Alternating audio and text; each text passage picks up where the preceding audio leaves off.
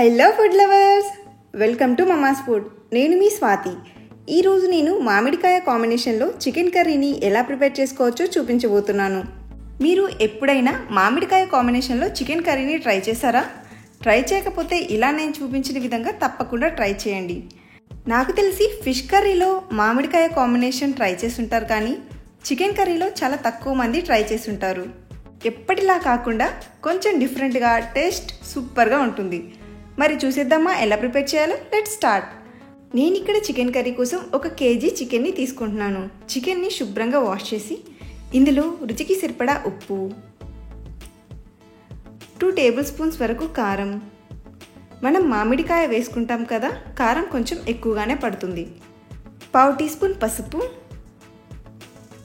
1 table spoon ధనియాల పొడి, 1/2 cup పెరుగుని యాడ్ చేసుకుని మొత్తం అంతా కలిసేలాగా బాగా మిక్స్ చేసుకోవాలి.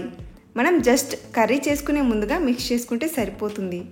ఒకవేళ మీరు చికెన్ పీసెస్ టెండర్గా ఉండాలి అనుకుంటే 1 గంట నానబెట్టుకుంటే సరిపోతుంది. తర్వాత ఒక మీడియం సైజు పుల్లగా ఉండే మామిడికాయని తీసుకోవాలి. ఇక్కడ నేను చూపిస్తున్న మామిడికాయ వెయిట్లో 150 గ్రాముల వరకు ఉంటుంది. మామిడికాయ పైన తొక్క తీసేసి ఈ విధంగా చిన్న ముక్కలుగా కట్ చేసుకుని పక్కన పెట్టుకోవాలి. చికెన్ కర్రీలో వాడే మామిడికాయ తీయగా ఉండకూడదు, పుల్లగా ఉండాలని మాత్రం గుర్తుంచుకోండి. ఇప్పుడు స్టవ్ వెలిగించి కడాయి పెట్టుకుని అందులో 4 టేబుల్ స్పూన్స్ ఆయిల్ వేసుకోవాలి. ఆయిల్ బాగా హీట్ అయిన తర్వాత ఇందులో ఒక చిన్న బిర్యానీ ఆకు, 2 ఇంచుల దాల్చిన చెక్క, 3-4 లవంగాలు, 2 ఏలకులు, 1/2 టీ స్పూన్ జీలకర్ర వేసుకొని కొద్దిగా ఫ్రై చేసుకోవాలి. ఈ విధంగా కొద్దిగా ఫ్రై చేసుకున్న తర్వాత 2 మీడియం సైజ్ ఆనియన్స్ని ఈ విధంగా సన్నగా తరిగి యాడ్ చేసుకోవాలి. మీరు కావాలంటే సన్నగా చాప్ చేసైనా కూడా యాడ్ చేసుకోవచ్చు. ఆనియన్స్ ఒక 50% ఫ్రై అయిన తర్వాత ఇందులో 1 రెమ్మ కరివేపాకు, 2-3 పచ్చిమిర్చిని ఈ విధంగా కట్ చేసుకుని యాడ్ చేసుకోవాలి. ఇప్పుడు ఆనియన్స్ని ఆయిల్లో పూర్తిగా కుక్ అయ్యేంత వరకు ఫ్రై చేసుకోవాలి. ఆనియన్స్ పూర్తిగా ఫ్రై అయిన తర్వాత ఇందులో 1 టేబుల్ స్పూన్ వరకు అల్లం వెల్లుల్లి పేస్ట్ని యాడ్ చేసి మొత్తం అంతా కలిసేలాగా బాగా మిక్స్ చేసుకోవాలి. అల్లం వెల్లుల్లి పేస్ట్ పచ్చివాసన పోయేంత వరకు ఉడికించుకోవాలి. తర్వాత ఇందులో మనం ముందుగానే మ్యారినేట్ చేసుకున్న చికెన్ని యాడ్ చేసుకోవాలి. చికెన్ యాడ్ చేసుకున్నాక మొత్తం అంతా కలిసేలాగా ఒకసారి బాగా మిక్స్ చేసుకోవాలి. చికెన్ వేసాక మంట మీడియం ఫ్లేమ్లోకి టర్న్ చేసి కుక్ చేసుకోవాలి. అంతా కలిసేలాగా బాగా మిక్స్ చేసుకున్న తర్వాత ఇప్పుడు ఈ కడాయి మీద మూత పెట్టుకుని 5 మినిట్స్ కుక్ చేసుకోవాలి. 2 మినిట్స్కి ఒకసారి మధ్య మధ్యలో మూత తీసి కలపడం మాత్రం మర్చిపోకండి. ఈ విధంగా మధ్య మధ్యలో కలుపుకుంటూ మూత పెట్టుకుని ఒక 5 మినిట్స్ కుక్ చేసుకున్న తర్వాత చికెన్లోంచి ఇలా నీళ్లు ఊరుతాయి. చికెన్ని సరిగా కలపకపోతే అడుగంటుకునే అవకాశం ఉంటుంది కదా, అందుకే చికెన్ని అప్పుడప్పుడు కలుపుతూ ఉండాలి.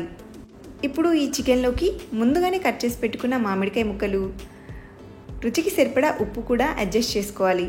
చికెన్ కలుపుకునేటప్పుడు ఆల్రెడీ ఉప్పు వేసేసాం కదా, అది చికెన్కి సరిపోతుంది. ఇప్పుడు మనం వేసింది మామిడికాయ ముక్కలకి ఎంత ఉప్పు పడుతుందో అంత మాత్రమే వేసాం. ఇప్పుడు ఒకసారి బాగా మిక్స్ చేసి మూత పెట్టుకుని మరొక 5 మినిట్స్ కలుపుతూ కుక్ చేసుకోవాలి. ఇప్పుడు మామిడికాయ ముక్కలు కొద్దిగా మెత్తపడిపోయి ఉంటాయి. ఇప్పుడు ఇందులో 1 కప్పు వరకు వాటర్ని యాడ్ చేసుకోవాలి. మీరు కొంచెం పలచగా కావాలి అనుకుంటే కొంచెం ఎక్కువ వాటర్ని కూడా తీసుకోవచ్చు. తర్వాత ఇందులో 1 టీ స్పూన్ వరకు హోమ్మేడ్ గరం మసాలాని యాడ్ చేసి బాగా మిక్స్ చేసుకోవాలి. ఈ విధంగా మిక్స్ చేసుకున్న తర్వాత కడాయి పైన మూత పెట్టుకొని 10 మినిట్స్ మీడియం ఫ్లేమ్ మీదే కుక్ చేసుకోవాలి. చూడండి, 10 మినిట్స్కి ఆయిల్ ఇలా పైకి తేలుతూ మన చికెన్ కర్రీ తయారైపోయి ఉంటుంది. మధ్య మధ్యలో తీసి కలపడం మర్చిపోకండి. చివర్లో 1 పిడికెడు సన్నగా తరిగిన కొత్తిమీర చల్లి బాగా కలిపి స్టవ్ ఆఫ్ చేసి సర్వ్ చేసుకోవడమే. అంతే, వేడి వేడి మామిడికాయ చికెన్ కర్రీ రెడీ అయిపోయింది. ఎప్పుడు చేసే విధంగా కాకుండా కొంచెం డిఫరెంట్గా ఇలా ట్రై చేయండి, చాలా టేస్టీగా ఉంటుంది.